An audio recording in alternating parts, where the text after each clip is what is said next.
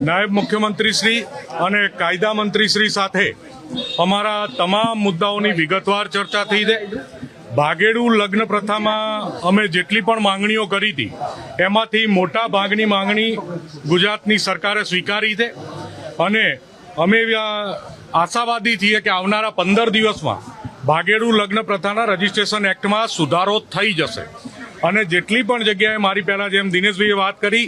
ગુજરાતમાં 10 કે 12 જગ્યાએ મેરેજ રજીસ્ટ્રેશનના જે કૌભાંડ અને ભ્રષ્ટાચારો થયા છે ત્યાં આજ સાંજ સુધીમાં ફોજદારી ફરિયાદ દાખલ કરી દેવામાં આવશે। ફોજદારી ફરિયાદ દાખલ કરી અને લાગતા વળગતા